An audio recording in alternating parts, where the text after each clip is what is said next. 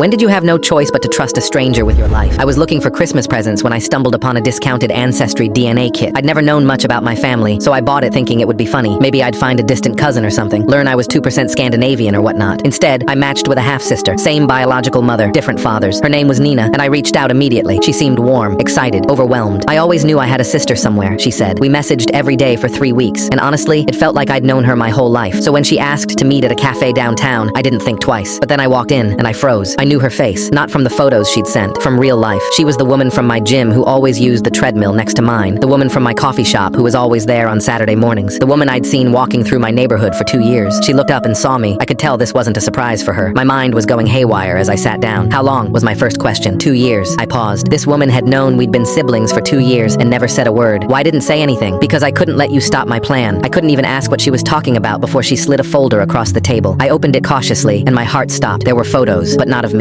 Of my fiancé Axel. Axel at the gym. Axel at our coffee shop. Axel walking into our apartment. Why do you have pictures of my fiancé? She took a breath. Do you know how our mother died? I shook my head. She'd given me up as a baby. I never knew anything about her. Her name was Diane, and she was murdered 15 years ago. A man broke into her house and beat her to death in her own kitchen. I was 12, hiding in the closet, listening to the whole thing. My stomach dropped. Nina, I'm so sorry. His name was Victor Reyes. He went to prison and died there 6 years later. She pulled out an old mugshot, then set a photo of Axel next to it. Victor had a son, Axel Reyes. Changed his name to Axel Cole after his father died. I couldn't breathe. Your fiancé is the son of the man who murdered our mother. My whole world stopped. That has to be a coincidence. It's not. Nina pulled out printed emails, bank records, screenshots. 3 years ago, Axel hired a private investigator to find Diane's children. He found you first. 6 months later, you two randomly met at a bar. I remembered that night. Axel approached me, bought me a drink, said he felt like he already knew me. His father was killed in a prison fight. Axel blames us for his father's death. She pulled out one more document, a life insurance policy. $2 million, taken out 8 months ago, on me. Beneficiary, Axel Cole. Your fiancé is planning to kill you. That's why I've been watching. My whole world felt like it shattered. I didn't know what to believe. Axel had always been so good to me. I'd never spoken to Nina before today, but she had proof, receipts. Me and Nina decided to test Axel. We set a trap. I went home to him and acted completely normal. Told him I'd met my biological sister. That's amazing, babe, he said, kissing my forehead. But his eyes didn't smile. That night, I mentioned I'd updated my will. Since we're getting married, I put you as my beneficiary for everything. The house, my savings, all of it. I watched his face carefully. He tried to hide it, but I caught it. A flicker of dark joy behind his eyes. That's really thoughtful, he said. Then came the final part. 2 days later, I told him I was going hiking alone. A remote trail I'd always wanted to try. No cell service out there. Be careful, he said. But I never went hiking. Nina and I parked near the trailhead and waited. 40 minutes later, Axel pulled up. He grabbed a backpack from his trunk and started walking the trail. He didn't know we were watching. Didn't know the police were either. They stopped him a mile in and searched the backpack. Inside, rope, duct tape, and a hunting knife. As they put him in handcuffs, Axel looked back toward the parking lot and saw me standing next to Nina. His face didn't change. No shock, no anger, just cold. Like he'd lost a game and was already calculating his next move. But there wasn't going to be a next move. Not for him.